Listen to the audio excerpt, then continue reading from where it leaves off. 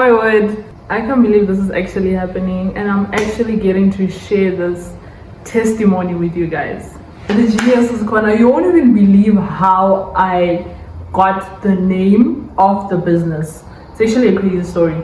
I was actually in a salon when I got the name. So I was doing my hair. One of my clients asked me to create a business email address. So he said that I couldn't use my personal email address for the classes that I was going to be teaching his daughter. So as you know, when you're creating the email address on Google, it gives you the option. It asks you, is this for personal use or business use? So I asked myself, like, if I were to ever have a business, what would I name it?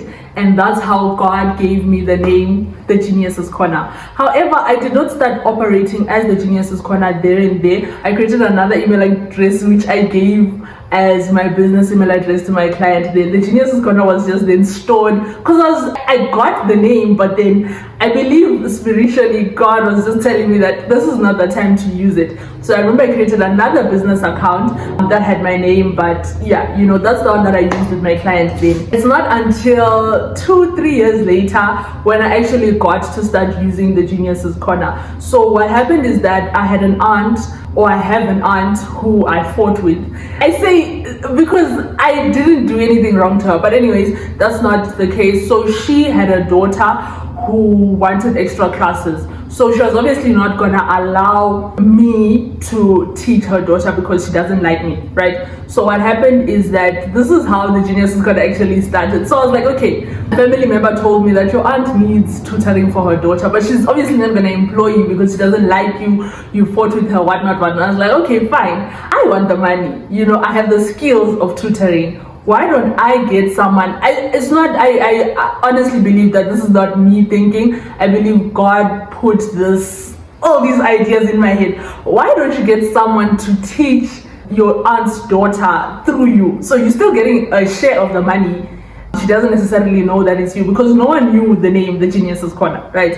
And it's like a win-win, you know? So that's how I had my first interview. It was so scary, guys. I hired my first tutor, and that lady then taught my cousin, you know? But then they were paying to The Genius's Corner, not knowing that I own the business. You know how God works. But yeah, guys, I'm not saying fight with your family members, God will reward you. No. But this is how my business idea actually started. And then I saw that, okay, I'm actually making money from this. Then I hired more tutors. But I was not making a lot of money then because I wasn't marketing or doing everything that needs to be done for a business to be successful. So essentially that tutor I had hired only for my cousin, right?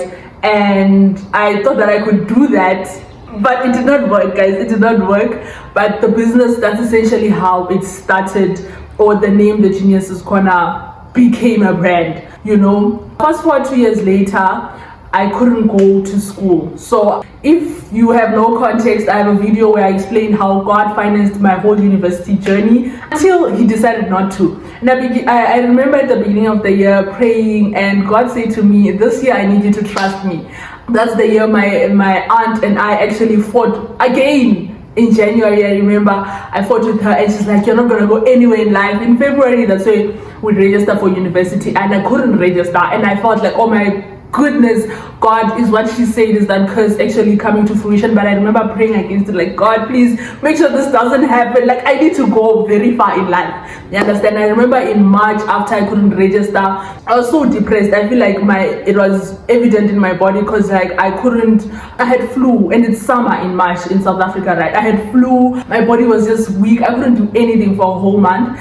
And I remember just the Holy Spirit reminding me that trusting God doesn't always look the way that you want it to look, but you need to trust him because he asked you to trust him. So at the end of March, after that, I didn't make any plans to go back to school because I knew that this was the journey that God wanted me to be on. I didn't go back to school. However, I just started working on The Genius's Corner, started doing my research, I started building a website for it, but I wasn't doing it so that I get something in return. It was merely just because God had said I must take a break. And that was the scariest thing, because I grew up around Christians that didn't do the work. You know that verse that says, don't just be a hearer of the word, be a doer of the word. I grew up around people that were not doers of the word. So that scared me the most, because I was like, oh my word, I'm going to be another one of those Christians that did not make it in life, you know.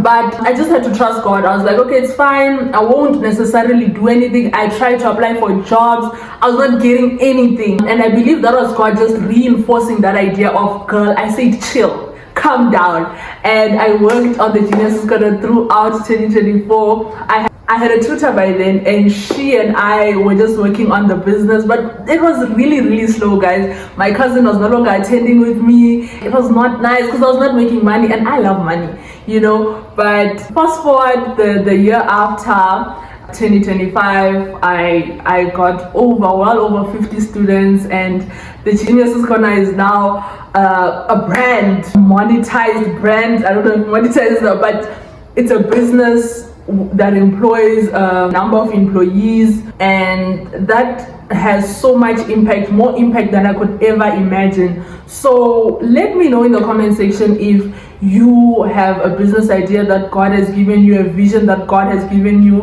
how to serve people through whatever your product or your service, but you are afraid to lean on to him because you are scared that he won't provide customers, or you just don't make money. Let me know in the comment section, or share this with someone that doesn't trust God or has been trusting God for a while and doesn't see any physical evidence. But definitely, if you trust God, I can guarantee you that God is working, whether you can see it or you can't.